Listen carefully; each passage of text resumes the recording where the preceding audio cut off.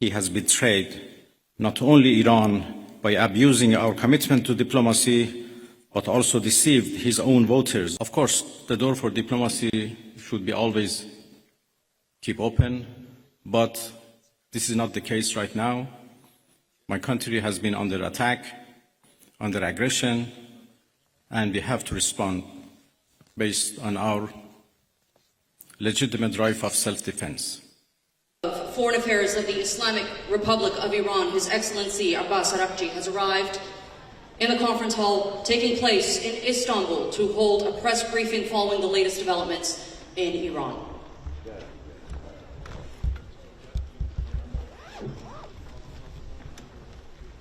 The Islamic Republic of Iran condemns in the strongest terms the United States' brutal military aggression against Iran's peaceful nuclear facilities.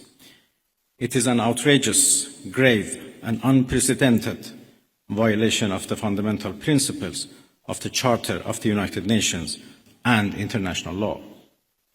The warmongering and lawless administration in Washington is solely and fully responsible for the dangerous consequences and far-reaching implications of its act of aggression. The US military attack on the territorial integrity and national sovereignty of a UN member state carried out with genocidal Israeli regime, carried out in collusion with the genocidal Israeli regime, has once again revealed the extent of the United States' hostility towards the peace-seeking people of Iran, who will never compromise over their independence and sovereignty.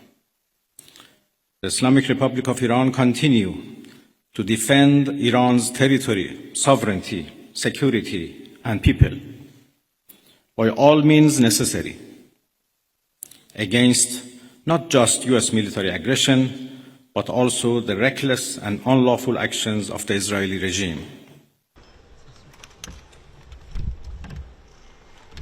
While President Trump was elected on a platform of putting an end to America's costly involvement of forever wars in our part of the world, he has betrayed not only Iran by abusing our commitment to diplomacy, but also deceived his own voters by submitting to the wishes of a wanted war criminal who has grown accustomed to exploiting the lives and wealth of American citizens to further the Israeli regime's objectives.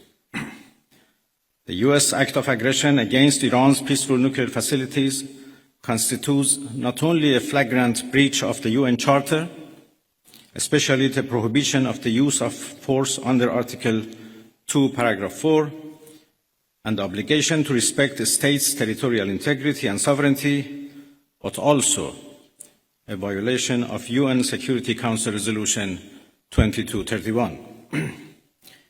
It cannot be emphasized enough how much of a devastating blow that the US, a permanent member of the Security Council, has dealt to the global non-proliferation regime.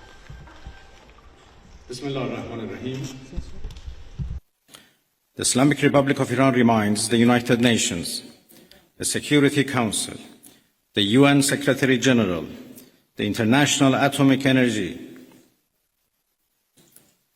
Agency, and other relevant international bodies of their duty and responsibility to take urgent and decisive action in response to this breach of international law. Silence in the face of such blatant aggression will plunge the world into an unprecedented level of danger and chaos.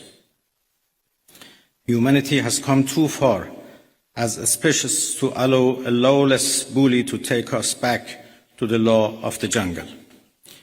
The Islamic Republic of Iran calls on the Security Council to convene an emergency session to unequivocally condemn the criminal act of aggression by the United States against Iran and to hold the administration in Washington accountable for its violations of fundamental principles of United Nations Charter and of norms of international law.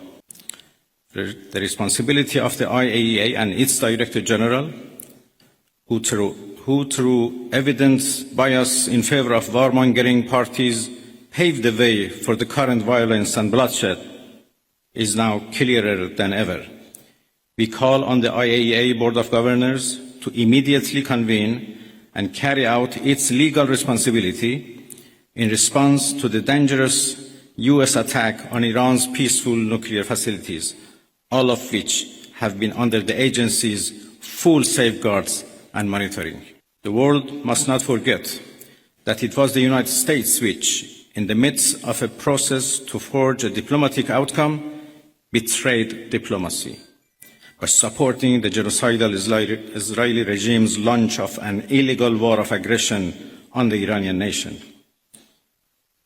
Not content with such malign actions, the United States itself has now also opted for a dangerous military operation and aggression against the people of Iran.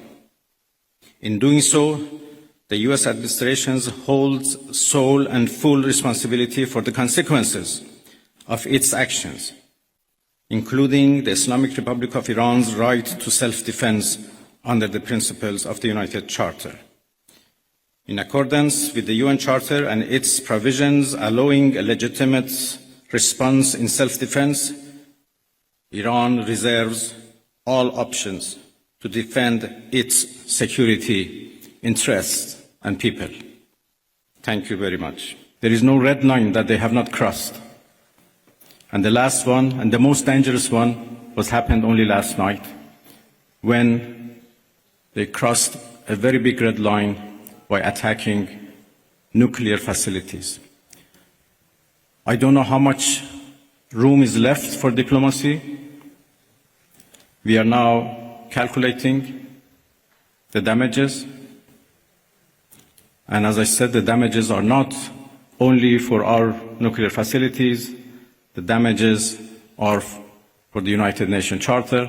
It was not only Iran's facilities which was bombed, it was also the United Nations Charter. Of course, the door for diplomacy should be always keep open, but this is not the case right now. My country has been under attack, under aggression, and we have to respond based on our legitimate right of self-defense. And we will do that as long as needed and necessary. Iran is a committed member of NPT, but NPT is not able to protect us. So why a country like Iran or other countries who are interested to have a peaceful nuclear energy should rely on NPT for their peaceful activities? Well, I'm going to Moscow this afternoon, and I have a meeting with President Putin tomorrow morning. Russia is a friend of Iran, and we enjoy a strategic partnership, and we always consult with each other and coordinate our positions.